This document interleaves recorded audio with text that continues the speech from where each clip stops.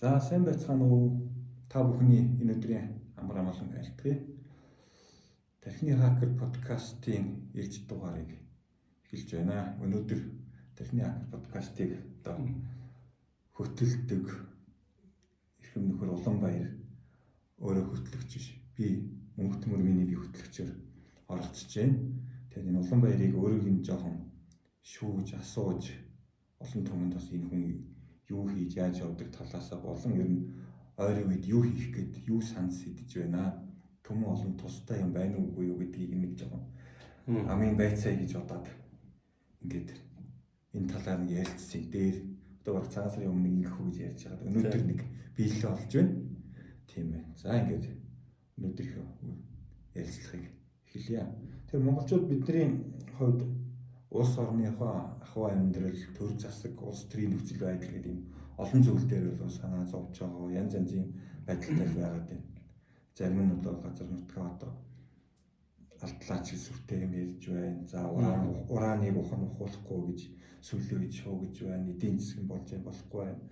Төр нь болж юм болохгүй байна гэж зөндөл юм яриад байна. Ер нь энийг засаж залруулах, зөв чиглэлд нь оруулахад ер нь юу нэлээд гол ялангуяа энэ үзэл баримталтай холбоотой үндэсний ухамсар гэдэг нэг зүйлийг энд хэр нөлөөлдөг гэж та үздэг. Ер нь аливаа үндэстэн бусдын яг дагаад бусдын үзэл санаатай соёл, боловсрол, эрдэм мэдлэг бусдын таньж таньсан тэр эрдэм ухааныг дагаад тэрүүнийг хуулбарлаад оргил төрсөн тохиолдол маш ховор л та. Аливаа үндэстэн өөрөөрөө байж өөрийнхөө одоо соёл, өөрийнхөө үндсэн гаруул үүслийн таньж мэдсэн гүн ухаан философиэр тулгуурлаад явсан ардтан үнэхээр одоо юу гэдэг нь хөгжлийн манлаад өрсөн тийм тохиолдол тасар олон байж болж байна. Сүүлийн 300 жил бид нэг буддист болж үзлээ, нэг коммунист болж үзлээ, нэг либералист болж үзлээ. Тэгээд бид нэг хуулж байгаа учраас үндсэн их хөөс илүү байх ямар ч боломжгүй. Бид нар өөрөөрөө байвал, ондоошлороо байвал, өөрийнхөө төрөлх мөн чанараараа байвал тэр ялгарл маань бидний одоо сэргэн мандах боломж гэж бодож тэгж тооцож энэ үг маань бол тэнгэр үзэл юм байна гэдэг тэр тэнгэрлэг заяа гэдэг тэр зүйлийг л ард түмний дийлэнх олохын 50 дээр нэмэх нэг хэсэг нь ч байдаг юм уу. Тийм бид нар гэдэг тийм бид хүлэн зөвшөөрчл болчих байх л гэсэн тийм итгэл найдвар өмнөөс л одоо сүүлийн хэдэн жил ажил хийж ийм зүйлийг ярьж хөрж байна та. Тэгээ одоо жишээ нь монголчуудын оюун санааг удирдах байгаа, чиглүүлж байгаа гол нөлөөлөгч хүчин зүйл буюу тэр үзэл баримтлалыг хэн хийж байна? Гаднаас байна уу? Дотроос байна уу? Өөр эсвэл юу гэдэг нь холимог юм яваад байна уу? Ер нь бол аливаа том соёл иргэншлүүд шууд болон дам утгаараа тухайн үндэсний юу гэдэг нь өөрийнхөө иргэшээлдээ барих гэж байгаа үндэсний оюун санаа ухамсарыг жолоодох хандлагууд байдаг. Ер нь дэлхийд яар бол зөөлөн хүчний бодлого гэдэг энэ одоо кино, реклам, бүтээгдэхүүн, брендинг гэдэг маш олон зүйлсүүдээр дамжуулаад өөрийнхөө соёлын нөлөөллийн хүрээг өөрийнхөө үндэсний тэр ухамсар, бизнес тэр нэг соёлыг тэлэх бодлого бол асар их хүчтэй явж байна. Дэлхийн дараагийн том тоглолт яг энэ талбар дээр явж байгаа. Энэ дээр бол бас хятадууд, солонгосчууд, америкчууд, туркууд, за Латин Америкийн улс орнууд гэдэг ингээд бас нэлээд тийм амжилттай тоглож өөрийнхөө орон зай төр төрхийг бий болгоод байгаа. Тийм одоо улс үндэстнүүд бол асар их байна. Энэ соёлын зөөлөн хүчний бодлогыг дагаад тухайн улс орнуудын бараа бүтээгдэхүүн нь хүн амынх нь одоо нийгмийнх нь үндэснийх нь нийгмийн имиж дэлхийд дээрх нэр хүнд өсөж идэг. Тэр соёлд нь даган бишрэх одоо би солонгос хүн биш байсан ч гэсэн солонгосын соёлыг биширж байгаа дагж байгаа яг өөрсдөө тэдний луг адил бодож байгаа шинийн залууч тасрах халан болсон ба шүү дээ. Тэгэхээр бидний нэг соёлын талцал донд өөрийгөө яаж авч үлдэх вэ? Хэрвээ бид нар өөрсдөө байж чадах юм бол бас биднийг даган дуурах сонирхолтой бид нар нүүдлийн соёл өргөншлөлтэй тэнгэр заяатай гэж өөрийгөө үзэх тийм одоо хүн амын багхуу давхрах гэдэг юм да бараг 50-аас 100 сая хүн 20-с 100 сая хүн энэ дэлхий дээр байна л да. Солонгосын огоос Турк гэдэг Каспийн тэнгис хүртлийн 40 орчим сая хатгаад дөрвөлжин километр нутагтаар бол яг энэ үзэл санааны төв цөм цэг нь болж чадах юм бол бидний соёлд дагаар орох, бишрэх, бана бараа бүтээгдэхүүнийг худалдаж авах тийм өсөл өрмөлсөл бүх хүмүүсийн тоо бол доройж 20 сая цаашлбал 100 орчим сая байгаа гэсэн тийм бүдүүн там тооцоо бол байдаг. Тэгэхээр наад ойлголт чинь бол их сонирхолтой зүйл. Бид нар дандаа бусдыг дагдаг, эсвэл бусдын үгээр явдаг, заалгадаг. Тийм одоо баг тийм. Ялангуяа социализмын үеийн төрөл бүр тийм. Тэгээд одоо арчил гараад ингүүд өөрийнхөө байх л гэсэн. За арчил маань өөрөө бас экспорт дор орж ирсэн юм шиг. Барууны Америкийн ч гэдэг юм. Тэгээд нээлттэй эдийн засаг зах зээл чөлөөт өсөлтөө ингээд яваад ирэнгүүт бид нар өөрийн гэсэн үнэт зүйлүүдээр нэлээд гүйсэн талтай харагдаад байна. Одоо бид буцаад яаж өөрийн тэр үнэт зүйлүүдэд босгож ирэх юм.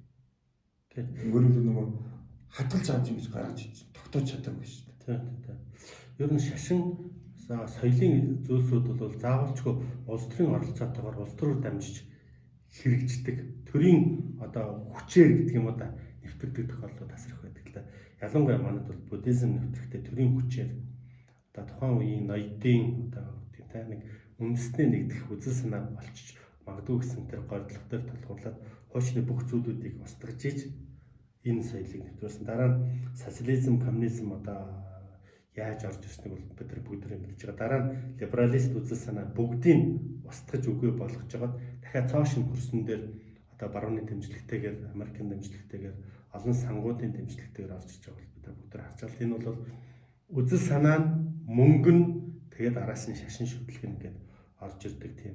Тэгээд тэрний араас зөөлөн хүчний бодлого нь орж ирээ. Тэгээд үндэсний тэр оюун санааг уруулан авдаг. Итгэл үнэмшлийн өөртөө оруулан авдаг тийм технологи, тийм бодлого явж байна л дээ. Тэрний золиосонд одоо юу гэдэг нь тийм олон соёлын одоо Хятадын соёлын, Оросын соёлын, Америкийн соёлын, Солонгосын соёлын за тэгээд өшөө юу гэдэг нь нөгөө бас одоо Арабын ертөнцийн соёлын маш олон соёлын өрсөлдөөний уулзуур аль болохоор өөрсдийнхөө соёлын нөлөөлөлийг тэлэх гэсэн тийм одоо нялуун дайн гэдэг юм да тийм дайны талбарын культ бид нар талхилагдаж байгаа зүйл баг. Эндээс яаж нэг өөрийн гэсэн нэг жоохон бялууны хэлтэрхий гэж байгаа юм шиг хүн амын оюун санааг хамгаалсан тийм гаргалаатай тийм бүлгийг бий болгох гэдэг талаас л одоо тэнгэр үзэлдэнгүүд уламжлал соёлоо шүтэн биширдэг хүмүүс одоо янз бүрийн одоо бөөгийн шашинтай хүмүүс одоо бөө мөргөлтэй хүмүүс эсвэл үгдээ алтан дээд үнийн айлгуу уншиж байгаа ч гэдэг юм уу ерөөл магтаал болгож байгаа дуу хоор сонирч байгаа дээр нь малчид ч гэдэг юм ингээл эрдэнэс судлаачтай маш олон багууд тус үрдээ ажиллаж байгаа боловч энэ яг тийм нэгдсэн нэг зохион байгуулалтанд орж чадахгүй нэг хүч болж чадахгүй л энэ нөр төрийн дэмжлэггүйгээс болоод байдаг юм уу тийм давагдшгүй хүчин зүйлийн өмнө бид нэг жоохон баталгаал байдалтай харагдаад байна л да. Тэгэхээр энэ манай уламжлалтын тэнгэр үзэлтэй холбоотой гэдэг юм үндэсний ухамсар унтарч юм. Сэргийх гэдэг юм. Унтарсан зүйлийг буцаа сэргийх гэдэг юм. Бага зүйлээ олж харж босож ирж чадахгүй юм. Ер нь бол маш олон харийн улс төрийн хүчнүүдийн төрийн бодлогын оролцоотойгоор энийг бүр ингээд үндэсний ой санамжаас нь устгаж хаях тэр оролдлого 300 жил 300 гаруй жил явсан байхгүй 300 гаруй жил явсан. Тэгэд ирэх биш нөгөө нэг яс өөрөө мэдээллийг дамжуулдаг учраас нэг талдаа нөгөө талдаа бидний тэнгэр зай гэдэг бидний мэдээллийн орон зай бидний оюун санаа бидний ном сурагч гэдэг дээр тэнгэрт байна л да. Уул усанд нь байна, мад чулуунд нь, агуунд нь, хаданд нь тэндээс мэдээллийг сэргийх процесс явагдаж байгаа учраас энэ бол өөрөө их тийм жоохон зүдрэгэнтэй мунхар сүсэг шиг юм шиг хит их зам үйлжиж байгаа юм шиг хит их тийм улирсан баларсан юмтай зурлаж байгаа юм шиг тийм арга замаар явж байгаа боловч явцын донд одоо нэг цэгцрээд одоо нэг аргаа олчиж магадгүй тийм байдал.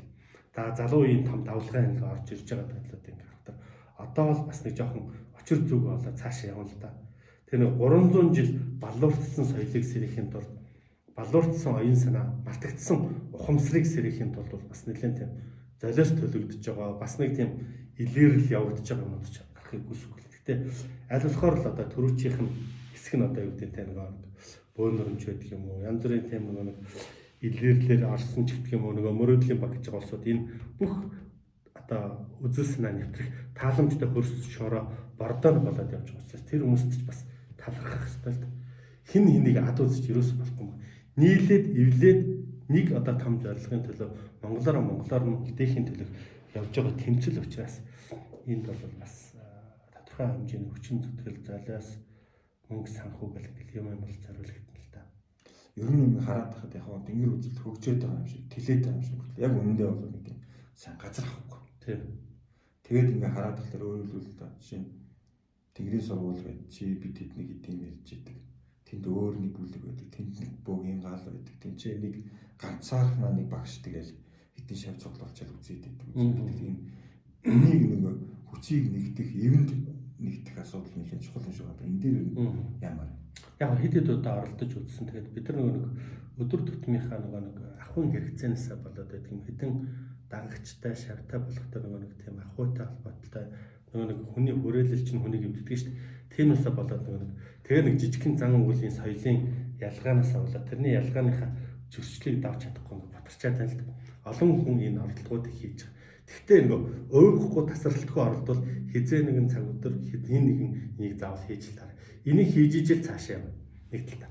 Нөгөө талдаа орчин үед бол аливаа зүйлийг хийхэд санхүүжилт босгож чадах чадамж маш чухал байдаг л да. Бидний хувьд бол тэгээд энэ системд байгаа ихэнх хүмүүс нэг тийм аливаа бүх зүйлийг үнгүй хийх хэрэгтэй гэдэг тийм үнгүүдэл бий болгоод байдаг. Гэтэл христийн соёл иргэншилч бол орлогын 10-аас доош ковыг тэр одоо юу гэдэг нь шашнаа соёлоо түгээхэд зарцуулаад байна шүү дээ. Буддизм бол одоо маш тийм чадaltaй олон жил болцсон тийм санхүүжилт өндөртэй төрийн санхүүжилт нөлөөлөл лобби сайтай учраас том сүм хийдүүд барайл том борхотоо залал том ивент арга хэмжээнүүд хийгээд байдаг. Бид нар болохтой нэг тийм 1-2 хийж байгаа хүнээ хийх ёстой, та нар зүгээр хийх ёстой, үнгүй хийх ёстой, мөнгө төгрөг ярьлаа гэдэг тийм байдлаар талтаас нь хэмлэж нөгөө хүмүүсийнхаа нэг тийм урам зоригийг, хүсэл тэмүүллийг бид унтраачаад байгаа л анзаарэгдэв байхгүй. Тэгэхээр өнөөдрийн цаг үед манай үзэгчид ойлгох ёстой л да. Санхүүжилтийг босгож чадахгүй бол энийг тасралтгүй санхүүжүүлж чадахгүй бол аливаа зүйл энэ дайны дэлхийд даяар бий болсон цаанаас араас хөгжтэй олон 10 жил тогтсон энэ системүүдтэй бид нар зүгээр нэг лайв барьсан гар утсаа хасаацсан нэг жижигхэн сургалтын төв ажиллуулж байгаа хүмүүс тэдэртээ өрсөлдөх боломж болцоо огт байхгүй.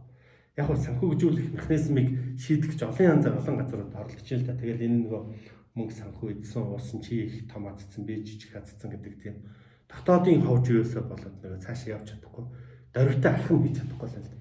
Тэгэхээр цаашаа хүчтэй явъяг бол энэ мөнгө санхүүгээ яаж босгох вэ? Энэ чиглэлээр сэтгэл зүрэхтэй байгаа хүмүүс ямар контент, ямар үзэл санаа, ямар одоо үйлдэлийг ингээд нийлж байгаа дундаасаа дэмжиж бүр ингээд нэг тийм буст хийгээд ингээд гаргаж ирэх гэдэг ийм бодлогын шин чанартай зөвшөлдсөл хэрэгтэй болчиход байна л да. Тэгээд энэ зөвшөлдслийг хийх юм бол энэ үйл ажиллагаанд олон хүнийг татаж оролцуулахын тулд ядчил одоо тархины хакер дээр 2-3 хөтлөгчтэй болъё те.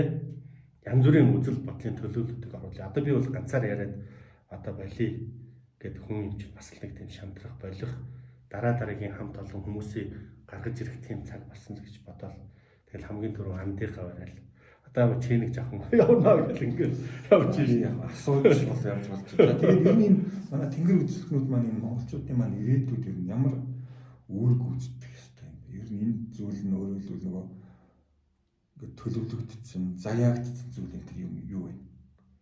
Энэ тал дээр юу ойлголт?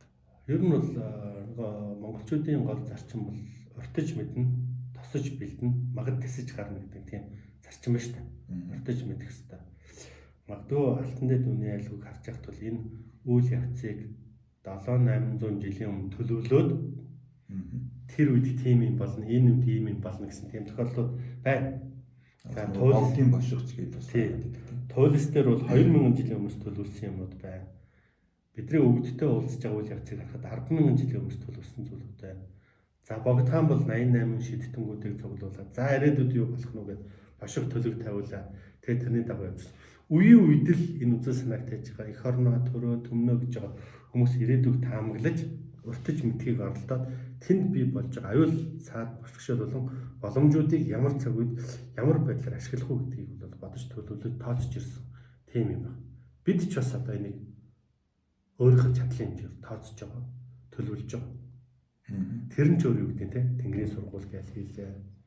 За энэ подкастууд хийж энэ олон ярилцлагуудыг хийж олон ярьж байгаа хөрж байгаа хүмүүсийн аюулгүй байдлын хамгаалалт болгож нэг нь унж одоо юу гэдэг нь те явдлын дундаа унсан ч бөхөрсөн ч нөгөө нөхөр нь ингээд галаа бадраагаад явах тэр боломжийг бий болгохын тулд маш олон хүмүүстэй ярилцлага хийж олон гал бүлүүдийг сэрэж ингэж байгаа. Энэ чинь бол бас л чадлын хэрээр уртж хараад магад тэсэж гарахын тулд төлөвлөж тооцож хийж байгаа ажил шүү дээ. Тэгвэл энэ ойрын 3 жилийг яг ойрын 3 жилийг одоо ингээд тэнгэр үзлийн үүднээс юм үнэлвэл улс төр ямар байх? Эдийн засаг яг ямар байхаар? Тийм. Нийгэм соёлын хүрээнд яхаар? Геополитик нь яах юм? Ард түмэн ямар байдалтай байж болохоор муудах уу? Муудахын тулд сайн бай гэвэл яах вэ? Гэдэг ч юм уу. Энэ талаар юм санаа юу байна? Тэр нь ямар нэгэн байдлаар энийг тооцохоос өөр аргагүй. Ядаж нэг 10 жилийг тооцож харж чадахгүй бол энэ талбар дээр тоглоод гэх юм уу, энэ талбар дээр юм яриад хэрэггүй л дээ. Жишээлбэл зүгээр геополитик талаас харах юм бол дэлхийг асар тийм харизматик бие төвтэй өндөртэй тийм лидерүүдийн 90 үе одоо ингээд тэр лидерүүд одоо насны хувьд улс төрийн тавцангаас буух процесс 20-10 жил дотор явагдана. Оросын албаны улс ерөнхийлөгч, Хятадын ерөнхийлөгч, Америкийн ерөнхийлөгч, за Турк гэдэг юм уу одоо энэ зүүн Япон, Солонгос гэдэг ингээд лидерүүдийг харахад бол дандаа 70-80 хүрцгээсэн тэр нэг үе солигдох үйл явц уншиж байгаа. Өнөөдрийн лидерүүд бол дандаа нэг тийм нэлээд тийм хувь хүний харизматик чанар өндөртэй, бие төвтэй, ер нь нэг тийм авторитар маягийн тийм лидерүүд ирвэн штэ. Тэгэхээр ийм хүчтэй лидерүүдийн дараа үндэстнүүд лидерүүдийн дотмогшил гэдэг зүйл рүү орох ёстой гэж тооцож байгаа. Яг ийм хэмжээний харизматик удирдагчийг хүмүүс өгүүлсэн энэ орчинд байгаа. Энээс дараагийн удирдагчд бол илүү их тийм сул түвшний, илүү их тийм либерал түвшний, илүү их тийм олон нийтэд нээлттэй түвшний удирдагч гарч ирэх болоо гэж болоо. Тэр нь өөрөө юу гэдэг нь энэ бодлогоодыг жоохон сулрах ард түмнүүд энэ тухайн улс орны ард түмнүүд тийм удирдагчаа хөсөмжлөх гэдэг юм уу та нэг тиймэрхүү эргэн самгалзах үеийг дурсах болов. Магадгүй энэ өөрөө нэг түүхийн хувьд бол хүрд эргүүлэх бидний хувьд нэг тийм маш эрчимтэй ажиллах алтан боломж байхгүй ойрын нэг 10 жил бол 10 жил алтан боломж. Гэтэл бидний өнөөдрийн нөхцөл байдал одоо манай өнөөдрийн төр барьж байгаа хүмүүсийн жоохон тийм бүтэл муутай орлогууд гэдэг юм уу эсвэл цаг үеийн тэг таарад байгаа юм уу одоо нэг ойрын 2-3 жилийн дотор улс төрийн хямрал маягийн зүйл одоо ирэх барьж байгаа улс төрийн хүчнүүд болон тэр хамтарж байгаа улс төрийн хүчнүүдийн тэр залуучуудын залуу үеийнх нь хинэн том бэ гэдэг уралдаан өрнөх учраас хинэн том бэ хинэн дараагийн эзэн болох вэ гэдэг уралдаан тэмцэл дотоод тэмцэл бол хүсэн хүсээгүй өрнөх учраас улс төрийн хямрал гэдэг юм уу тогтворгүй байдал ойрын үед бий болох улс төрийн нөхцөл байдал бий болж эхэлж байна. За энэ үнийг дагаад дэлхий дээр бол эдийн засгийн тийм уналтын үе магадгүй одоо манай Монгол банк чинь бодлогын хөвгөө өсгөж чинь төрөл бүрийн биржүүд дээр ингээд хямралууд бий болоод эхэлж чинь гадны дотны биржүүд дээр нөөцний үнэт асуудал болоод эхэлж чинь гэдэг нь энэ бидэрт бас ойрын 2 жил эдийн засгт бас нэлээд тийм хүчтэй савлгаа үүсч магадгүй бид нар сая 2-3 жил бол нөөцний буйнаараа бэлгэлцлаа шүү дээ бүх юмыг санхүүжүүлээл том төсөл хэрэгжүүлнэ гэл ингээл амлаад явсан. Энэ санхүүгийн хөөсвөр талдаа бас жоох асуудал үүсэх болцоотой болж урж байна. За дээр нэмээд ард түмний итгэл гэдэг зүйл бүх төвшөнд онцсон байна. Нөгөө улс төрийн намуудтай итгэл нь онцсон байж байгаа. Нөгөө шашнууд гэд бодож исэн шашны зүтгэлтэнгүүдийн ч гэдэг юм уу шашны дотоод соёлоодын итгэл үнэмшлийн одоо уналт болцсон байж байгаа. За тэгээд юу гэдэг нь нөгөө намуудад улс төрийн намуудад нөгөө социал демократ үзэл байдаг юм уу зүүнний төвийн үзэл санаа нөгөө ардчлал гэд барууны төвийн үзэл санааны юунад ингээд хүмүүс гэд бүгдөө нэг итгэлгүй болоод хосорцсон юм харагдаад дотоод сэтгэл нь хосорцсон.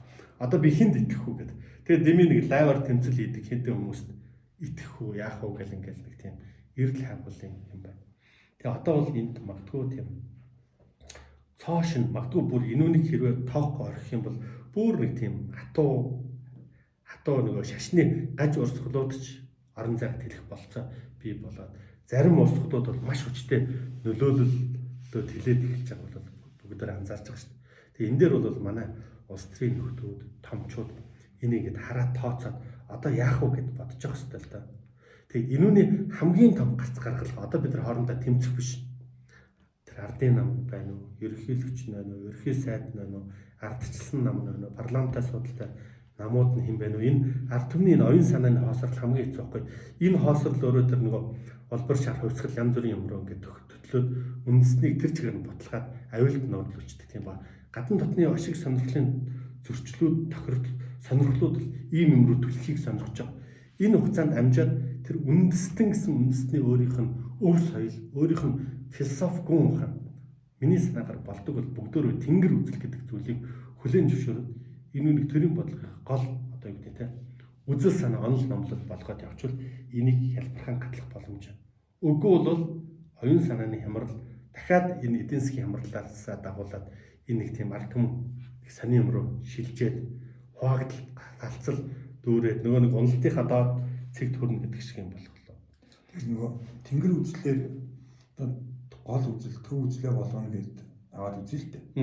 За энийг ер нь хэдэн хувь нь тэнгэр үзлийг ер нь ойлгож байгаа. За дээр нь тэгээд дагаж одоо дэмжих нь хэдэ байх вэ? Гэт асуудал байна л да.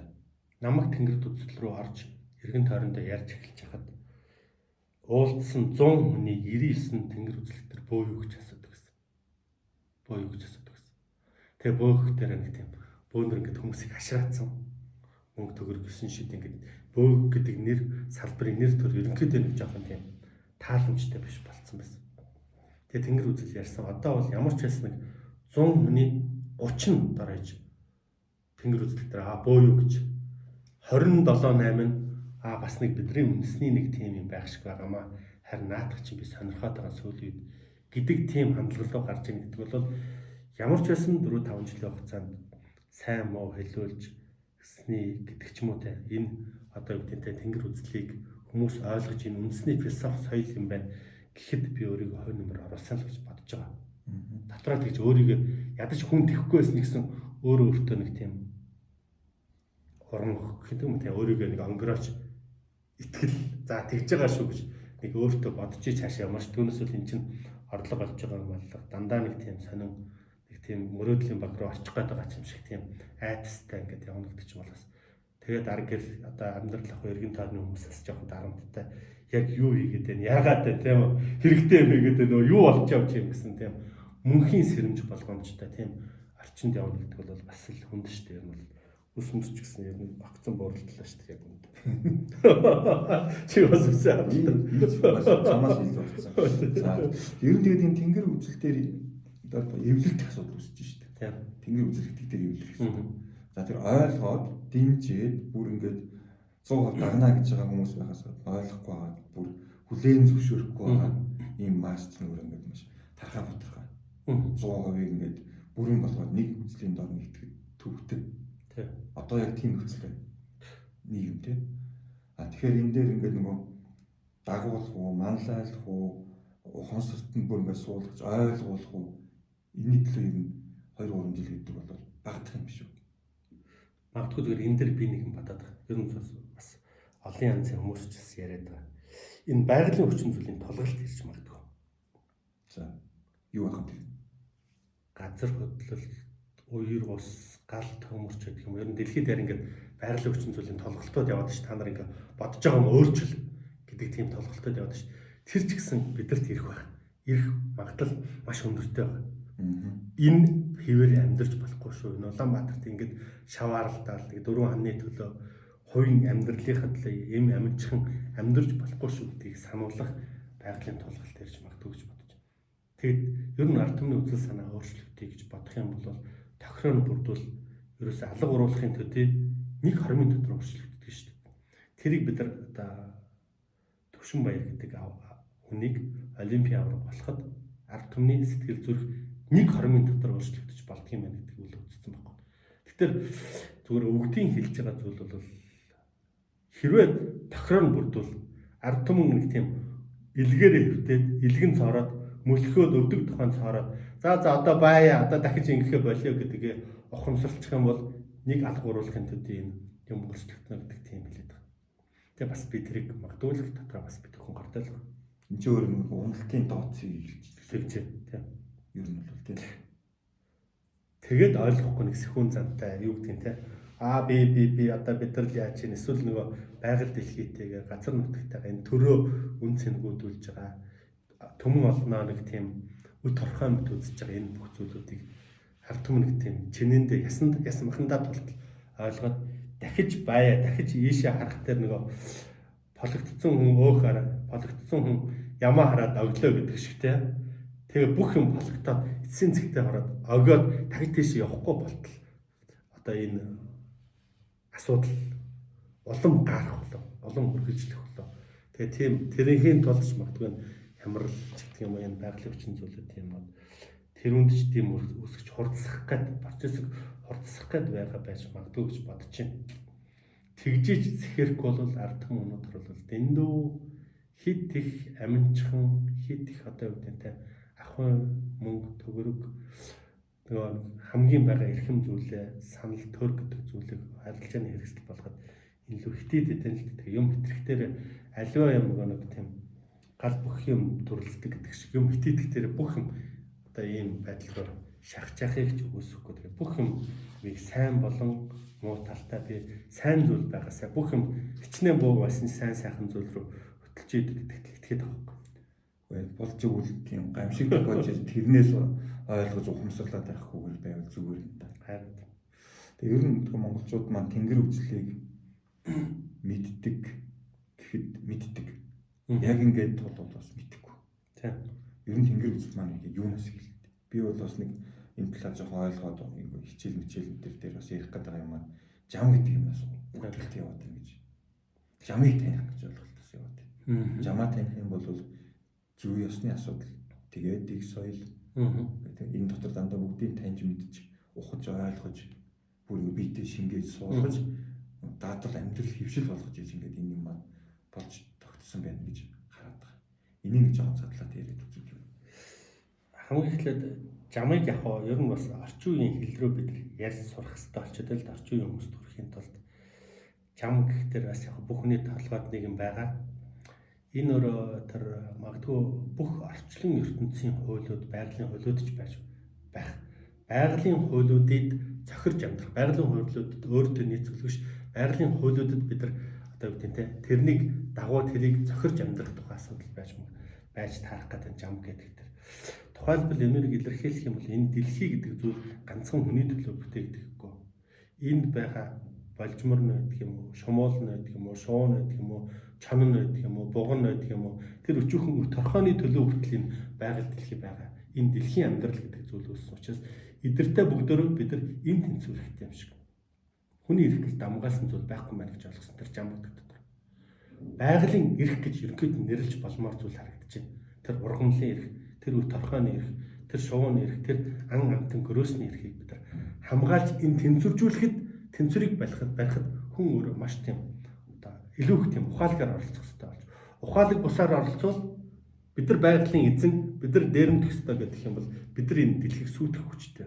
Дэлхийгээ сүйтгэжүүл бид өгөх учраас энэ жамын тэнцвэрийг барих хүчин зүйл нь бол хүний бариараа гэж хүнийг одоо оюун ухаантай төрүүлсэн болов. Оюун ухааныг төрүүлж эзэмссэн болов гэж бодож байна л да.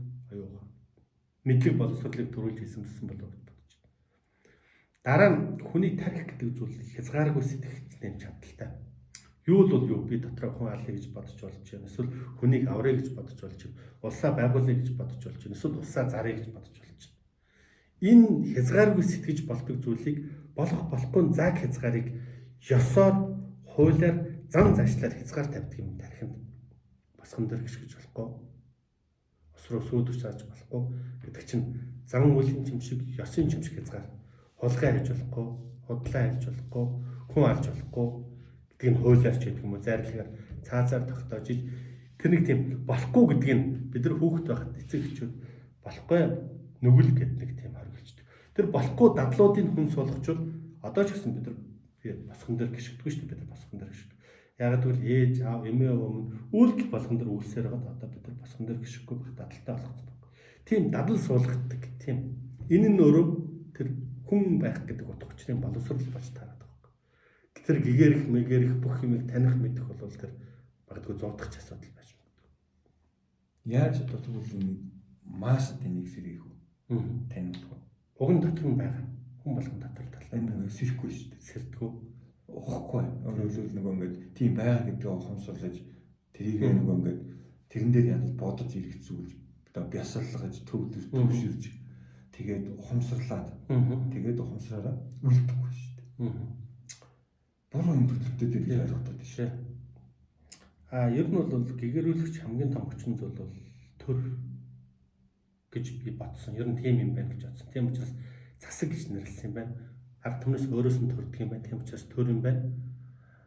Төрөө төрүүлэхдээ хамгийн тийм оюун санааны лидерүүдээ ингэж нөгөө шүүлтүр мерит систем гэдэг шиг шалгуураар дамжуулж явдаг стер систем, нар цуутын систем юм байна.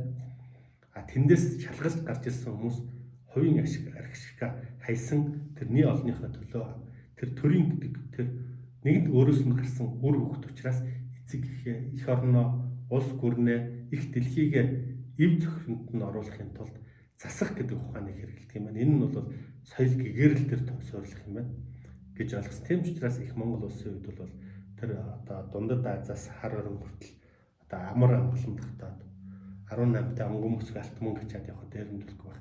Тийм соёлыг, тийм гэгэрлийг төрийн хүчээр хийж болдго юм байна. Түүнээс олдож байгаа. Тийм. Юу бол жишээл Будда ч юм уу Христ бол одоо жишээл Будда бол 2500 жил одоо төрөөд 2500 жил сургаалаа номлож шít.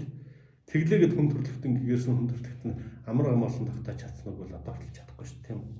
Тэгэхээр хүн бол таньж мэдэж ухаарч гэгэртлээ бол маш их цаг хугацаа зарцуулдаг. Харин энэ төрийн хүчээр, зохион байгуулалтын хүчээр, дэг соёлын хүчээр, хууль цаасны хүчээр гэгэрэх дээр ард түмэн маш хурдтай гэгэрдэг юм байна. Тэгээд тэр шалгуур нь бол шоронгоо, цагдаагүй, эмнэлэггүй болдог. Тэр гэгэрэл ард түмнийг тэр ухаарсан, оюун ухааны өндөр түвшинд хүрсэн тэр удирдагчид лидерүүдийн хүчээр, төрийн хүчээр хийдэг юм байна л гэдэг.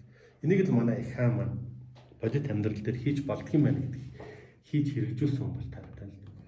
За зөндөө олон юм байна л да. Тэгэхээр бас энэ жамтай холбоотой зүйл чинь өөрөө ингээд хөгжиж явсаар хагаад маш олон мянганы жилүүдийн, он жилүүдийн цаг хугацааны одоо туршлага, танин мэдсэн зүйлүүд өөр юм гэсэн дэг соёл болж тогтоод. Тэр дэг соёл нь одоо бидний одоо ахуй амьдралыг авч явдаг. Нүүр царай биднийг одоо бусдаас ондоо байлгадаг нэг тийм ондоошлын одоо тодорхой зүйл бас нэг талдаа нэр төр үндэсний бахархал тий соёлын одоо ондоошлын ингээд угсаатны үндэсний тэгээд ийм олон зүйлийг илэрхийлж болоод яваад байна л да. Энэ дотор гаднаас маш олон зүйл ороод ирсэн. Тий ялангуяа сүүлийн 30 жил. За яг 70 жилд Оросын соёл нэлээд хүчтэй байсан бол дээр нь нэмэгддэг. Барууны соёл тэгээд Азийн бусад орн одоо өндөр эдийн засгийн өндөр хөгжилтэй нийгэм соёлоор ингээд нөлөөлж чадж байгаа орнуудын соёлууд ингээд хүчтэй орж ирж байгаа. Бүр ингээд бодлогын шинж чанарт орж ирж. Тэнгүүд бид нар энэ дотор уламжлалт гэж байгаа тэр. Тэнгэр үзэлтэй холбоотой Монголын үндэсний гэж нэрлэгдэж байгаа энэ зүйлүүдийн дэг соёлын ойлголтыг яаж буцааж ингэж хүчтэй барьж хадгалах болон босгож ирэх үү зарим талаар унтсан байна шүү дээ. Яг хоо зүгээр одоо төрөөдөд оролцсон гэж байна. Ард түмнийг өөрсдийг нь яаж идэвхжүүлэх вэ? Төр өөрөө оролцохгүй. Өнөөдөр оролцгээд өгсөн ч оролцохгүй төрийг бид нар хортой сууж болохгүй л дээ. Тэгэл яадаг ч бас нөгөө нэг тийм жишээлбэл бид нар нөгөө хүүхд дүүнэр сахилахгүй утгад аав ээж биднийг загнад өгсөн шүү дээ. За хариуцж чаддаг хүн нь ойлгосон хүн нь хариуцлах хүлээх хэрэгтэй болчиход байгаа байхгүй яг ясам дээр бол. Тийм учраас энэ тэнгэр үзлийг судалсан, ойлгосон, танин мэдсэн энэ хүмүүс өөрөө хариуцлах хүлээх хэрэгтэй болж ирж байгаа. Зүгээр сууж болохгүй л гэсэн үг. Яаж игэл энэнийхээ төлөө ажиллах хэрэгтэй. Яаж игэл одоо бидэнтэй аргыг нь олох хэрэгтэй. Миний хувьд бол одоо жишээлбэл ойрын хугацаанд энэ жил юу хийдэг юм бэ гэдэг дээр тэнгэр үзэл гэдэг маань бодит амьдрал дээр буугаад ирэх тэр аав юм бэ. Эцэг тэнгэр минь гэдэг тийм үү? Аав өөрөө уул шиг нуруутай байж иж юу гэдэг тэр агуу уужим сэтгэлтэй тэнгэр мэд гэж агуу уужим сэтгэлтэй байж иж бүх юмыг зохируулж чадах тэр оюун ухаантай байж иж явдаг юм байна. Тэр аав хэн бүтээдэг юм бэ гэдэг тэр ээжүүд эхнэрүүд бүтээх хэрэгтэй болчиход байгаа юм. Бүр хүүхэд байхаас нь тэрийг бүр системтэйгээр суулгадаг болсон байж байна. Есүхэ Баатар хүү Тэмүүжний 10 настай байхад нь худын газар талбин гэдэг ингээд явж байхдаа хонгородын дээд цэцэнтэй уулзж байгаа байхгүй. Тэгээ хонгородын дээд цэцэн манайх октын зээгийн зүсээр амьдардаг гэж октоо өнгөлдөг тийм соёл тэднийд байсан бол таарч байна. Тэгэхээр хөвгүүдээ ирэлдэг соёл бас байсан байл таарад. Хотын газраа очиж тавьдаг байл таарч байна. Тэр нэг тийм одоо нэг тийм эрхлүүлэл бүх юм хангаад байхаас илүүтэйгээр нэг хайрн дотроо хална гадна гэж багаас нь хал үзүүлж, халуун чулууд олоолгуулж, суралцуулж, чадварчуулж, ирлдэж, хурцсалж, ачаад ах тэнхэлтэй болгох тэр талаар ажилладаг юм байна. Инүүнийг хэн хийдэг юм бэ гэдэг тэр инүүнийг эхнэрүүд, ээжүүд л хийдэг болж таардаг байна. Их Монгол улсыг үүдхэн байгуулах үндэс суурь яг үүндээ бол Өөлөнх Бүртээ хатан гэж хоёр эмэгтэй хүний урлагийн бүтээл гэж би заримдаа боддог юм. Урлагийн бүтээл. Тий, тэр хоёр хүний оюун санаанд төрсөн урлагийн бүтээл. Нөхрийгөө ингэ халилтай. Тий. Яг хоо жоохон халилтай тий. Нөхрийгөө жишээлбэл одоо манай хүүхнүүд шүү дээ. Нөхрийгөө гарангуут л хайж байгаа, юу хийж байгаа. Тэнийг хоногийн хоосон хоолгүй жиж юм улс төр яриа тэнэгтээд байгаа. Чи тийм сүрхийн бол надаа тийм аваадаг, ийм аваадаг гэдэг ингээд. Тэмүүжний араас тэгээд Өөлөн их Бүртээ үжин хоёр өдөр шөнөгүй шаналгаж исэн бол тэр хүн ийм болж чадахгүй гэдэг асуудал шүү дээ. Харин чимэнхий бүтээ чи чадах ёстой гэд урам зориг өгöd улсаа хариуд гэдэг. Тэр хоёр алдлаас нэг байнгын дасгалжуулалт хийжсэн коуч хийжсэн учраас тэр хүн үнэн босож ирж байна. Монголыг төдөөг дэлхийг амар амгалт төрсөн баг. Тэгэхээр өнөөдрийн манай хөөхнүүдийг би муугч хэлж чадахгүй. Үнэхээр тэд тэмцэж чинь, сорж чинь, боловсрч чинь. Одоо тэгээд нэг жоохон ийм юм хийчихвэл бүр сайн байна гэж тэр эрэгтэй хүүхдүүдийг нөхрүүдийг нэг тийм хувийн амиа бод гэдэг тэр удирдамжаас нь жоохон ахиулаад улс орноо бод, нийгмээ бод, төр улсаа бод, төрийн төлөө огтон боож өгнө гэдэг ийм удирдамжтан дээр тавиад өгчих юм бол тавьж өгöd араас нь ийм удирдамжаар цэнгэлдэг болгочих юм бол тийм орчинд хүмүүжүүлж эрэгтэй хүүхдүүдэд багаас нь хүмүүжүүлж өсгдөг болчих юм бол бид нар цаашдаа дийлдэхгүй.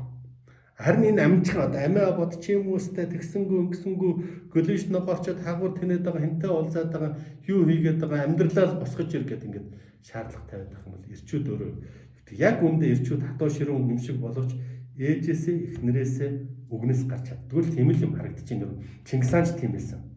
Ер нь Монгол эрчүүд бол нэг тийм юм хүү юм байна гэж бодоод байгаа. Тийм учраас эхний галыг, эхний тэр цэнгийг, эхний хөгийг ээжүүдэд эмгтээчүүд өгөх хэрэгтэй юм байна. Тийм учраас хөвгүүдээ эрлэх үү юу, бодлоготон ээж гэдэг сургалтыг л хийгээд үзье. Энэ миний хийж чадах ажил юм. Ойрын 1-2 жилийн ядаж 1 жил яриад үзье. Тэгээд хүмүүс ойлгож хүлээж авах нь үгүй юу, яах нь юу гэдэг нь бол хүмүүсийн асуудал. Би гэхдээ өөрийнхөө чадах зүйлээ хийж чадах чинээгээрээ хийгээд явж ийл гэсэн тийм л бодолтой. За тэгэхээр ер нь бол тийм ээ бид нар энэ Тэнгэрийн сургууль дээр бас энэ бодлоготон ээж гэдэг урд нь байгаа цаашин хөтөлбөрийг гаргаж ирсэн. Нилээ ярилцсан яах вэ, юу заах вэ? Тэгжээс нь бүр ярихдаа хоёлаа. Эмэгтэй хүнийг заалахгүй бүр одоо эрэгтэй заа. Ирчүүд заа гэж байгаа. Ингээд заагаад явж байгаа. Бодлоготой ээжийн сургалт бол явж байгаа. За энд бол бас сууж байгаа хүмүүс бол их өөр бас болж байгаа. Тэр үр дүн гарч шүү дээ. Зүйлүүд харагдаж байгаа. Тэр хувь хүмүүс их нөө үзэл баримтлалын хувьд ойлголт одоо тэр ертөнцийн үзэг үзэлтэр жамыг таних ойлголт, жам зөө ёсны асуудал, дэг соёлын асуудал, одоо уламжлал, жайг, дэг гэдэг олон зүйлийн талаар ойлголт нь одоо ингээд нөгөө тархин задарч буюу нөгөө юмыг ойлгож хүлээж авч байгаа зүйл эргэж харж байгаа үнцөг тэг ингээд маш олон зүйл өөрчлөгдөж юм гэдэг нь анзаарагдаад байгаа. Гэхдээ надад нэг бас нэг сонирхох зүйл байна. Одоо энэ хөвгүүдээ ирлэх үү гэдэг энэ сургалтын асуудлыг дэвшүүлж байна. Тэгэхээр ер нь бол миний ойлгосноор миний одоо буулгаж авч байгаа Монгол хэдээс авч байгаа буулгаж авч байгаа түүхүүд нэг эртний түүхүүд доторч байна.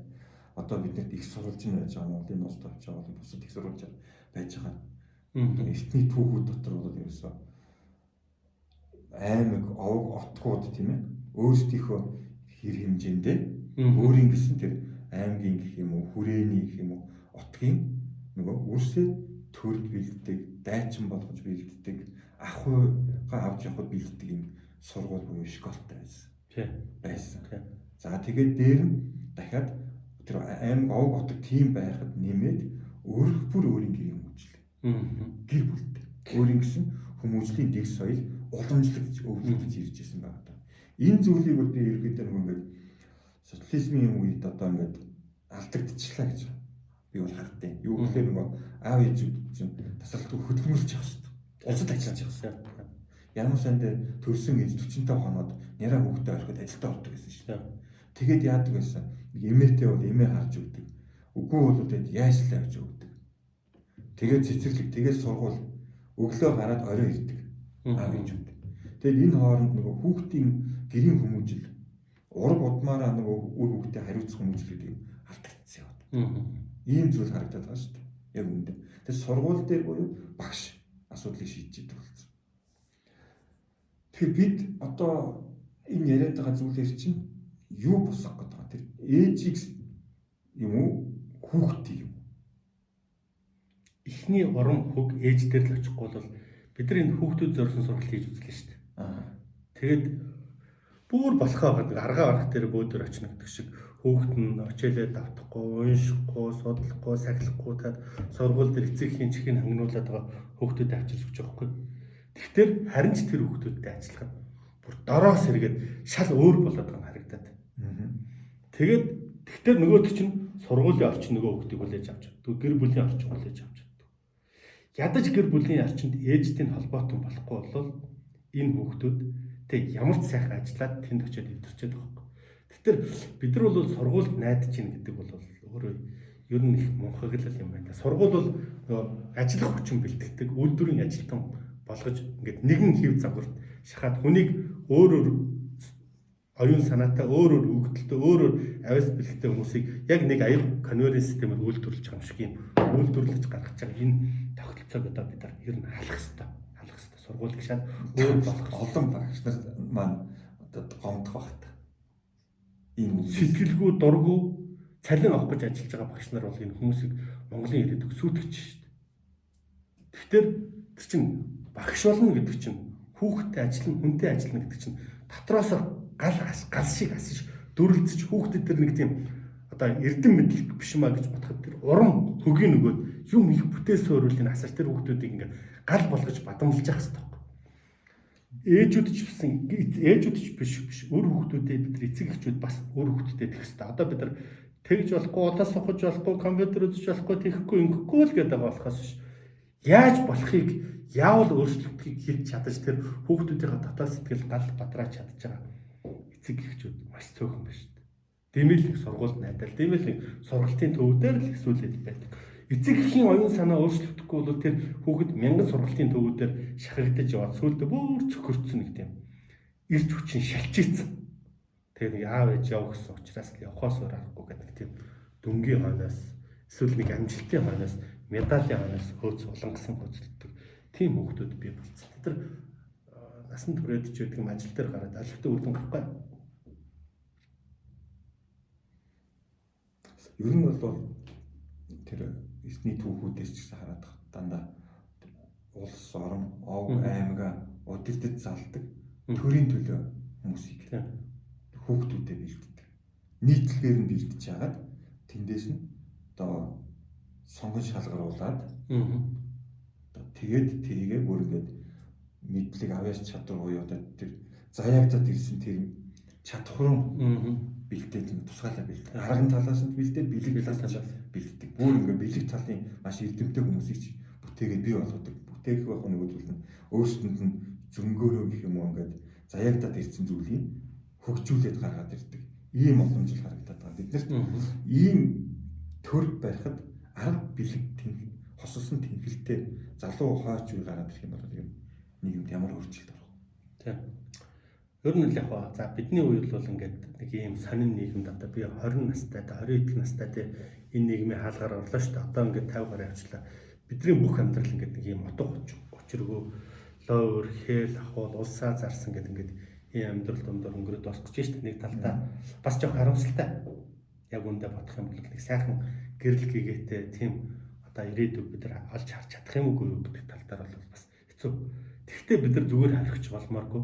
Дараагийн үе дундаас ядаж нэг хүүхдч болтгоо нэг ээж нэг аав ойлгоод гэр бүл дотроо байгаа өөр хүүхдүүд дундаас нэгийг тэр дараагийн тэмүүжин болгоод хүмүүжүүлжүүл Энэ өөрөө бид нар нэг тийм гордлог тасрахгүй, найдлаг тасрахгүй альч айлд тэр дараагийн одоо юу гэдэг нь удирдагч лидер байж магадгүй байхгүй. Тэрийг танихгүй багт нь унтраачих үедээ гэдэг тийм айдас. Одоо надад байгаа байхгүй. Тийм учраас ээжүүдтэй ажиллаад ээжүүд минь нэг их зангаа болоод одоо баахан бясалгал энэ дэд шид гэдэг 9 шидийн ямар яцсан. Тэд нар ерөнхийдөө баг одоо бүгдийг хэрэггүй гэж хаяад одоо хүүхдтэйгээ яаж ажиллах вэ гэдэг тал дээр бодох тэр цаг болчихж л гэж бодод байна л да. Би ч бас хэсэг тэнгэр ярьж хийх хүсэн. Одоо бол энэ одоо ханыг нураахад хэрэгтэй байсан. Одоо л яг бодит амьдрал дээр хөрсөн дээрээ буугаад яг хүүхдээсээ эхлэхийн тулд ээжүүдтэйгээ ажиллах ёстой юм байна. Дараа нь хүүхдүүдтэйгээ ажиллах тэр ажлыг бид нар тасралтгүй аргачлаа боловсруулж туршиж ярьж үзэж байгаа. Тэг яг бас ингээл хүн хүчний асуудал, хөрөнгө санхүү асуудал гэх юм байгаа л. Гэхдээ байгаа тийм асуудал байгаа гэдэг аншигнаа суугаад байжлахгүй. Тэгэл бид нар тийм хийгээд байна гэж орилоод байж болтгоо. Тэгээд энэ чинь тэгтэл ард нь л гарах хэрэгтэй байхгүй. Тэгээ одоо яг өнөөдрийн хүртэл явж байгаа систем бол алфавитны боловсрол, тэрнхий боловсрол те. За цэцэрлэгээс эхлээл ингээл явсаар байгаа ихтэй сургуулиуд төгсөж мэрэгжил боловсрол эзэмшлээ. Нийгэмд одоо ажил төлөвлөх боломжтой гэж гараад ирж байна. А тэгвэл эрт үед бол тэр аймаг овоос эхлээд ингээд дотооддоо янз бүрийн дандаа нэг шав сургалт миний ойлгоц гарч байгаа.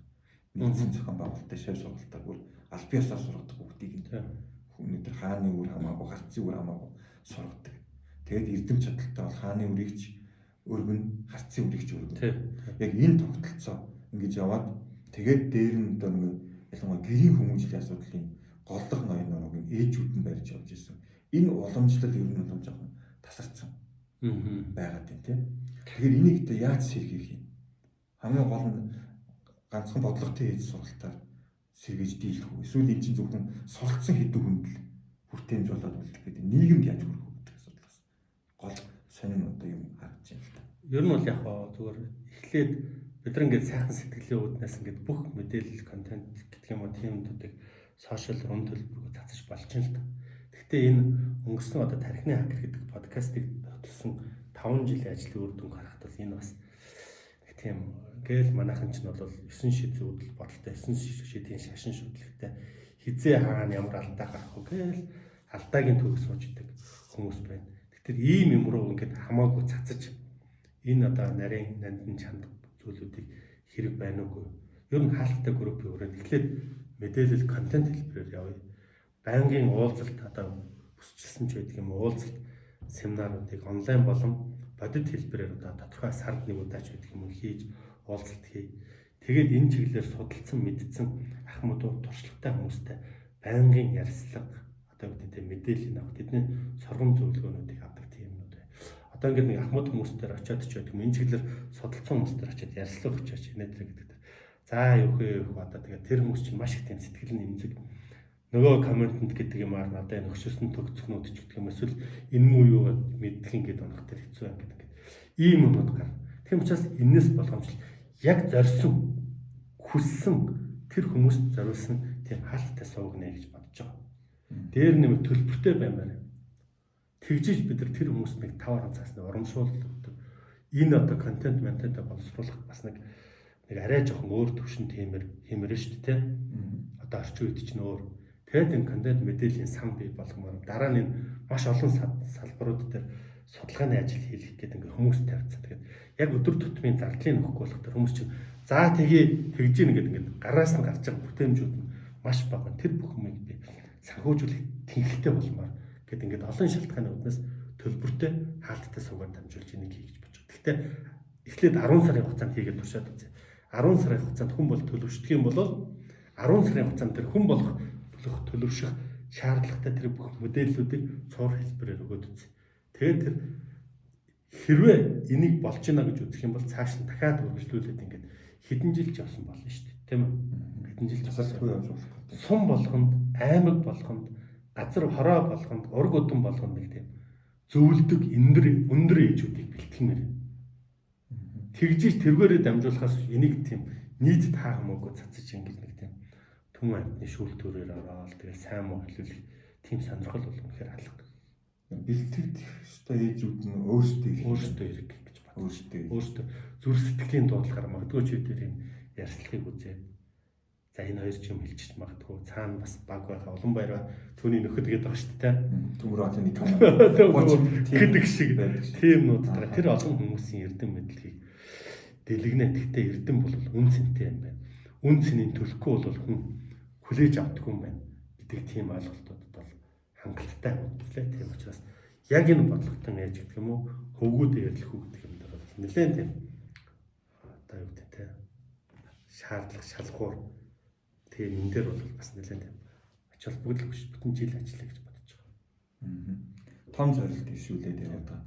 Энэ хөвгүүд эрлэхүй сургалтанд ээжүүд суух гэж байна. Ээжүүд жоохон бяцхан ойлголт өгөөд энэ ер нь жоохон агуулга нь яг юу юу энд ирээ сурчвал ер нь хүүхдээ хүмүүжүүлэхэд л тэр хүнийг одоо цэнгэлэх гэдэг юм гэж ойлголоо шүү дээ. Тэр хүн ер нь товчхондоо яг ямар шохон төрлийн ойлголт мэдлэг арга туршлага сууж аваад хүүхдтэй яах юм. Үргэж сурах.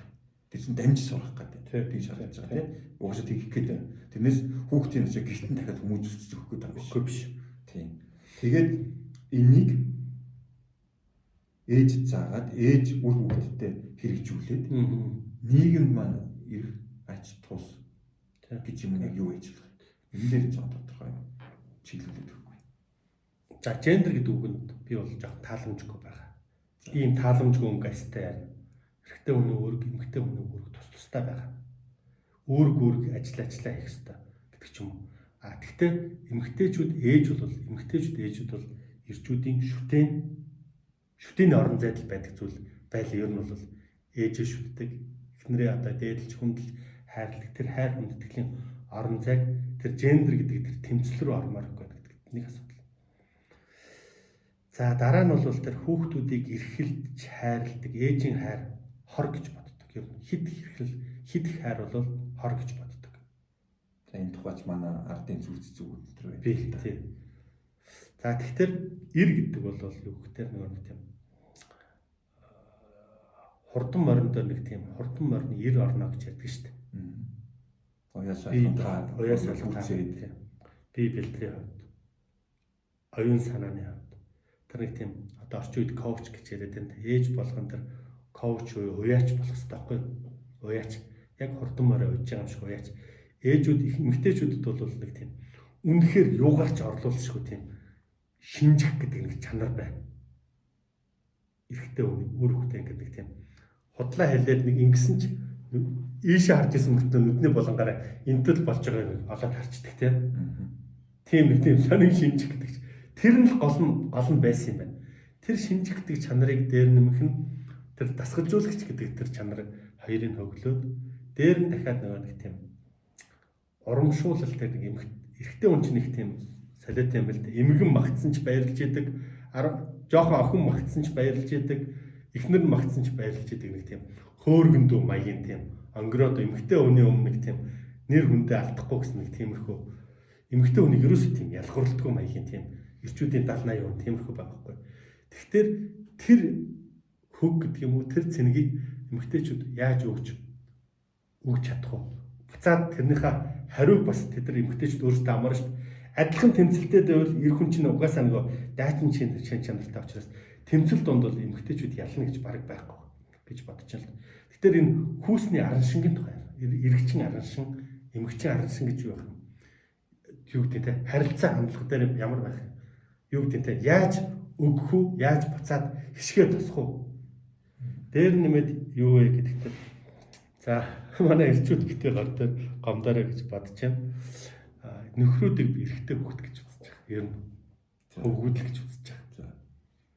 Тэгэхээр гэр бүлийн орчин шал өөр болгохын тулд тэр эрэгтэй нөхрийгөөч эрэгтэй хөвгтэйгөөч хөвгүүд гэж үзэж байна. Дээр нэмээд манай эмэгтэйчүүд битээ гомдорой гэж бас хэлмээр байна. Эмэгтэй хүн цагаан зэр хоёр нутаггүй гэдэг үгийг би их бодож их олон талаас нь ирж хайсан чинь эмэгтэйчүүд бол хүний ураг удамд очиж хүний ураг удмыг одоо хин нэгэн эрд очиж хүн гэх болчихл хин нэгэн эрд очиж эр хүний ураг удмыг хүчрхжүүлж босгож ирж үржүүлж олон болох одоо гэдэг те бараг тийм тавилан тийм гэмээр тийм тавилантай байгаа байхгүй. эцгээс үрд одоо юу гэдэг эрэгтэй хүүхдэд дамжуулж ураг удам бичдэг улс орон хүчрхэгчдэг болох төр ер нь Азийн соёл бол эрэгтэй хүүхдүүдээр их тийм ач холбогдол. Аз жишээ ер нь дэлхийн дахны соёл эрэгтэй хүүхдүүдээр жоох ач холбогдол өгөөд эрэгтэй хүүхдээ одоо нэг тийм хүчрхэгжүүлж, хөгжүүл, сургах, чадахжуулахад тэр гэр бүл дотор байгаа хөрөнгө оруулалтынхаа дийлэнх хувийг эрэгтэй хүүхдэд хийдэг байсан байдал анзаарэгдээд байгаа байхгүй. Эмэгтэй хүүхд боломдоо гэдэг нь тэргүй эмэгтэй хүн сургууль төгссөн ч төгсөөгүй ч ямар ч боловсралгүй юм эр хүний хажууд очиход тэр эр хүний ааш араншин аягт тасан зохицож амьдрч чаддаг. Байгалаас зайсан эмэгчин гэдэг чанараараа тэр хүнийг хөтөлж хөвөлж чаддаг тийм ааштай. Тийм учраас өнгөрсөн 30 жил гэх юм уу 70-аад он 80-аад оноос эхлээд бид нар өрх болгон хөрөнгө оруулалтынхаа дийлэнх хэсгийг өр хүүхдэд зориулж байгаа хөрөнгө оруулалтын дийлэнх хэсгийг эмэгтэйчүүдтэй хийчих. Охтуудтай хийчих. Тэгсэн чинь өнөөдөр юу гэхээр нөгөргөө боловсралтай гой ганган өөрийгөө хөгжүүлсэн хүчрхэг хүүхнүүдэд нийгэмд хүрсэн. Ирчүүд нь годомжинд тавигдсан. Энэ харилцааг жоохон өөрчилж ирчүүдийн орон зайг жоохон өргөж гаргаж эрэгтэй хүүхдийн нийгэмд үзлэх байр суурь эрэгтэй хүүхдэд зориулж байгаа өрх гэр бүлээс зориулж байгаа хөрөнгө оруулалтуудыг эрс нэмэгдүүлэе гэсэн тийм ураагаар энийг хөвгөд ирлэх үү гэж. Түүнээс бол охтуудыг ялгуурлан гадуурхаад ч юм уу тэд нар та нар шал дэмээ гэдэг шиг тийм юм бол одоо огт яриаггүй шүү гэдэг бол манай үзэгчид маань биежүүд маань ойлгоорой. Би бол хөвгүүдээ ирлэхүүдээр бол анх ярьсан энэ сургалтыг хийх гээд ярьсан агуулга дээр бол төрд хөвгүүдийг бэлдэх тухай асуудлыг энэ эртний түүхээс бууж байгаа уламжлалаас нь холбож таниулах тухай ямар ч хичээл орно гэж ойлгоцсон байна. Чиний өөрөгч нь бол тэр тийм. Ер нь бол одоо чиний болгож байгаа төөхүүд дээр ярьж байгаа зүйлийг харахад бол тэр төр тамхтай үрсээ ам мэт хамгаалж тийм үү? Сонгож хүнд мэддүүлэхгүйгээр тэгтээ тэрийг хөгжүүлдэг, хүчрхэгжүүлж босгож ирдэг. Тийм л одоо бүр ингээд чандын хар хайрцагны бодлого шүү дээ.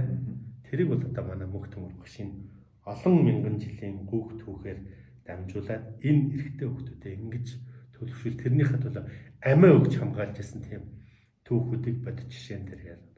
Тэгэхээр сонирхолтой л байна гэж хэлдэг. Ер нь одоо эрэгтэй хүүхдийн хүмүүжил уулс үндэстний тэр энэ хувь заяан дээр холбоотой харагдаад байгаа шүү дээ. Тэгж байгаа. Одоо бид нар энийг хүчжүүлж босгож гаргаж ирж чадах юм бол ямар үр дүн бүрдэж чадах.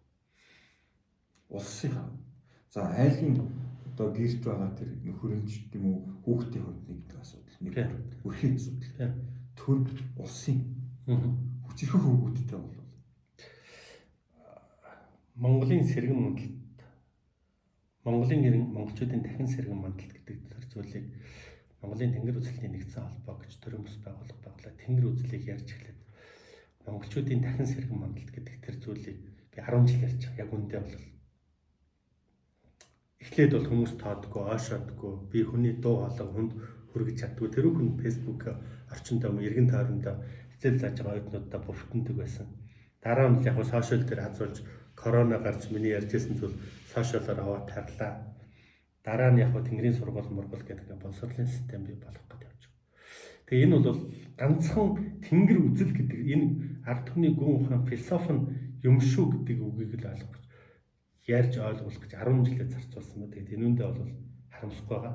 Магадгүй одоо бол жоохон үзэл санаа гэдэг талаас одоо ярьдаг маш олон хүмүүс бий болцсон учраас одоо жоохон бодит ажил руу орох.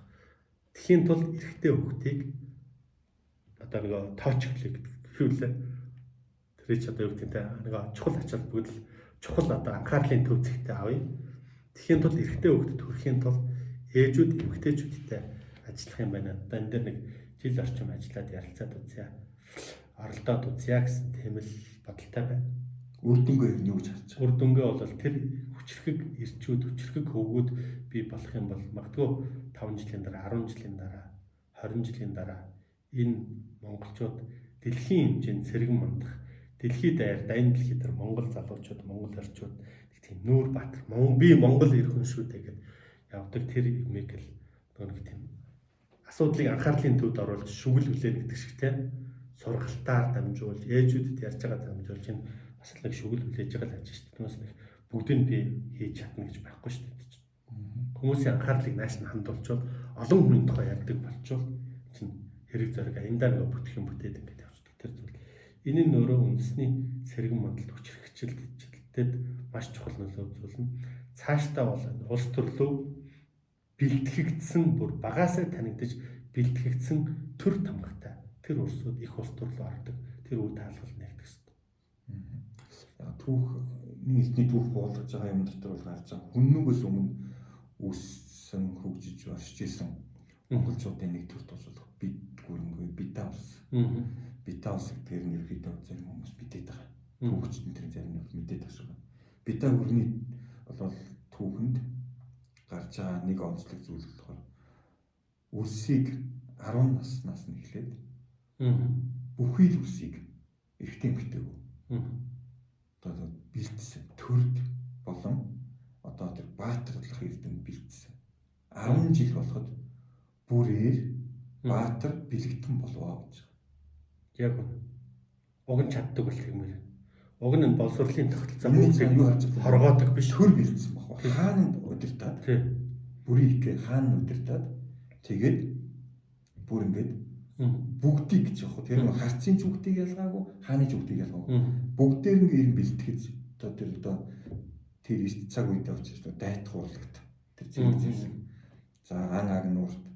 За тэгээд дээр нь одоо бэлэг эрдмийн аяга олон төрлийн зүйлүүд байна л да. Тухайн хүүхдэд одоо заяагдсан тэр тэнгэрээс заяасан дээд өг дээдсээс нь өгч заяасан ямар л бэлэг эрдэм байна тэр чиглэл рүү хөгжүүлэх үйлийг хийгээд бүгдээрээ баатар гэж байгаа. Тэр өөрөөр бүгд ямар нэгэн байдлаар тэр цаг үедээ нийцэж зэвсгийн эрдмийг бүгд одоо ноосмаар мэрэгэн харавдаг болдгоо маа гэд нэг хэсэг нь жадаар байлддаг шиг тийм нэг хэсэг сон одоо сэлмээр байлддаг да илүү ирэмбий болдог шиг тийм ингээд явж ирсэн баатар болгосон. Тэгээд бэлэг төгс болвоо гэж чинь ойлгож хэлж байгаа. Тэр өөрөө тэр дотор чадах юм а бүгдийг сургаад ингээд бэлтжижээ гэсэн. Тэгээд ингээд төрийг бүхлэх үйлдэнд болоод ингээд бүхэл одоо өөрөлдөл нөгөө засаг төрийн одоо тэр удирдлагын тодорхой төвшний бүх хүмүүс ингээд бэлдээд гаргаад ирсэн гэж харагдаж байгаа шүү. Тэр болдгсон болгон тэгмээр одоо бид нар чинь нэг 4-500 мянган хүүхдтэй шүү дээ. Үнэхээр төрийн хүчээр бүх анхаарлыг иш найдар. Мега төслийн би зүгээр оюутны ерөнхий сайдын мега төслийн хамгийн ихний нэг мега төсөл нь хүүхэд гэж байгаасаа гэж бодож байсан байхгүй юу? Мега 14 мега төсөл ярьж. Хүүхэд гэдэг мега төсөл хэрэгжүүлмээр байгаа байхгүй юу? Бүрээр нь одоо үүдийн тэр 8 наснаас нь 17-8 наст бүх хүүхдийг бүрээр нь маш өндөр түвшинд бэлтгэж чадах юм бол бидний улс бол нэг тийм 15-аас 20 жилийн дараа сэргэн мандалтад орно. Одоо бол чадахгүй учраас яг нэг азтай хүүхдүүд гэдэг юм уу та ухаантай ээж автай хүүхдүүдийг сонгогдож явж байгаа л тийм л асуудал болж байна. Энэ өөрөө юу гэдэг нь хит нэг хоёр хүн нийгмээс хит их тасрах тэр бусд нөгөө бариад идчихдэг бас нэг аюултай. Юу гэдэг нь эренжингой хэлсүү гэдэг нь шүү дээ. Эренжингойлоо дамжин сурангаалаа. Бүгдийг юу лээ? Мөн тийм нандшгүй эрдмийг сурахад нас баанч богнохон энэ мөнхөг тэнэгүүдийн дунд амьдрахад нас таанч урт юм да гэдэг шиг тийм. Тэр олон мөнхүүдийн дунд ганц нэг оргилууд байх тэрийг бүгдээрээ бариад идчихдэг нэг тийм бас зовлонтой байх. Тийм учраас бүрээр нь бэлтгэмээр байгаа юм болдог л. Одоогийн тогтолцоонд хэцүү л. Гэхдээ хичээ зүтгэх хэрэгтэй бол зүтгэх хэрэгтэй. Тэгээд ядаж нэг хэдэн хүн дээр ингээд ээжүүд дээр үзүүлэх хэрэгтэй. Зүгээр миний хүсэж байгаа мөрөөдөж байгаа зүйл бол сум болгонд шүү.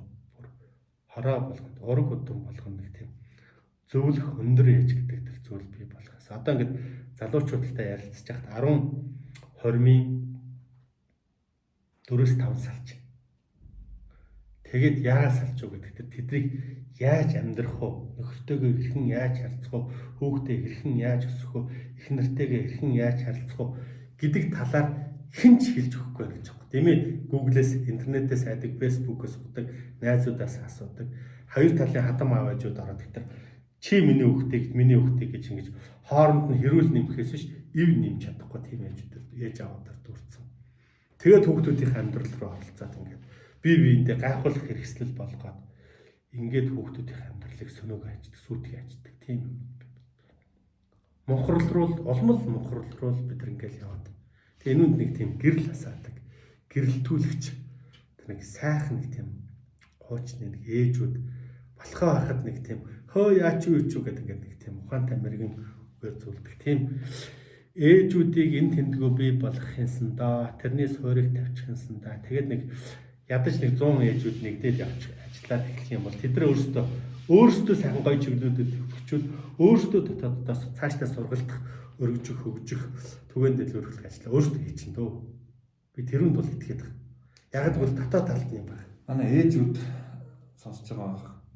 Аауд сонсох байх. Тийм. Аауд гэсэнд эхнэрээ зөвлүүлэхэд. Тийм. Бас чиглүүлэхэд бас нэмэр хэндэг болоорой гэж бас хэлэх байна.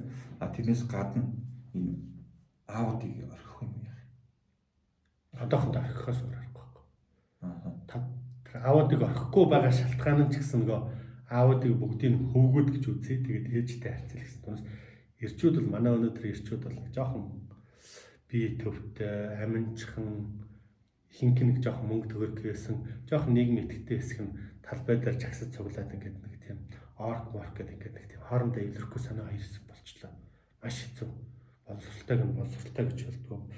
Юуг нь юу гэж болдгоо ингээд нэг тийм маш хэцүү нэг тийм сонин үе болчоод тэгээ эндээс нэг сэрт гэдэг нэг гарч марч юм шиг. Үндэсний сэхэтнүүд гэдэг юм уу тэр нэг дагуулагчдал жоохон дутагтаад байх шиг байна л да. Тэгээд тэрнээс гадна араас нь гэж маниулдж өгдөг. Чихэн дээр нь байнга одоо хонх үйдэг тийм хүмүүс дутаад ээж аауд эхнэрүүдийн ээжүүдийн эхнэрүүдийн хэлж байгаа бүх зүйл бол амиа бод өнөөдөр мөнгө төгрөгний нэгэн мөнгө ол сайхан амьдрмаар нь гадаадд аялмаар нь үнэтэй машин унмаар гэдэг тийм сонин тийм ойр зүрийн хайрцагт бүх хүнийг үчиад байгаа байдал харагдаад байна л да. Нэг иймэрхүү тэгээд бас хэд ихээр болчоод байна тийм ээ. За тэгээд эрхэм үзэгчтэй та бүхэнд Улаанбаатарын дотоод руу нэг жоохон гэж санаа бодол хийх гэж байгаа ажлын тэрийг жоохон дэлгэхээр хичээж оролдлоо. Бас тодорхой зүйлүүдийг ярьсан байх. Нэг тэрүүнд анхааралд чинь хүргэх гэж байгаа нэг сэдв бол энэ хөвгүүдээ ирэх хөвгүүдийн сургалт байгаа. Тэгээ хөвгүүдээ ирэх хөвгүүдийн сургалтыг бол хүүхдүүдэд биш ээжүүд зориулж байгаа гэдгийг бол бидний ярилцсанаас ойлгочлоо гэж харж байна. Энийг сонирхож байгаа, энэ нь сурч мэдээ гэсэн асуудал байвал та бүхэн одоо энэ подкастын доор одоо гарах утсаар холбогдох тэгээд бүртгүүлэх сургалтанд утгагүй эхлүүлээд 4 сарын 3-наас байна да тийм. За 4 сарын 3-наас гэж одоо баг 7 хоногийн дараа хэлэх нь шүү дээ тийм. Тэгэхээр та бүхэн маань энэ таны энэ сургалтын үр дүн үр шим нь танд болон зөвхөн таны хүүхдийн чинь төлөвшөлд өгдөө зогсохгүй цаашаа улс орны хөгжилд хувь нэмэр болох төр төмөн олны төлөө зүтгэх одоо тийм цэгцтэй журамтай эртээ ил талдаа одоо ойлгож таньж мэдэрсэн тийм сайхан хөвгүүдийг төр устдаа бэлтгэж бас хувь нэмэр болно гэж бодож. Энэ бол бас ээжүүдийн хийх ёстой үүрэг гэж харж байгаа. Энэ үүргээ одоо биелүүлэхийн төлөө тий одоо өөр чинь байгаа мэдлэг бидэнд байгаа өгч байгаа зүйлийг одоо нийлүүлж байгаа чамаагүй нэг хөгжүүл босгож ирэх хэрэгтэй. Бид чадах юм аа та хичээ бас танд эрдэм байвал тэрийг түмэн тус хүргэе. Тэгээ Францич нэг эмгэн босгоод ирсэн байдаг шүү дээ. Наполеоны эмээ чинь. Тэр ч ерөөсөө тэр эмгтэй хүний хүч чадал гэдэг бол хязгаар юм шиг. Тэгвэл бандаа хайжууд нь баярлаа тэгээд анхаарал тавьсан. Хүмүүжүүлэх арга сайхан үг ерөөл гэдэг бол хүнийг бол босгох байтугай төр улсыг гүрэн улсыг өөтгөж тэгээд хэдэн мянган жилээр оршоож тогтвортой авч явах энэ хүч болж чаддаг зүйл байна.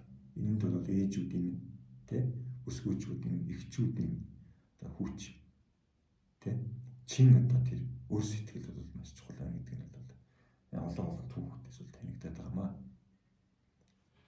За тэгээд та бүхэн энэ подкастт анхаарлаа хандуулсан бол манай сургалтын талаар илүү дэлгэрэнгүй таних бол уцтаж мөн элс хүмүүс бүртгүүлээрэй. Баярлалаа.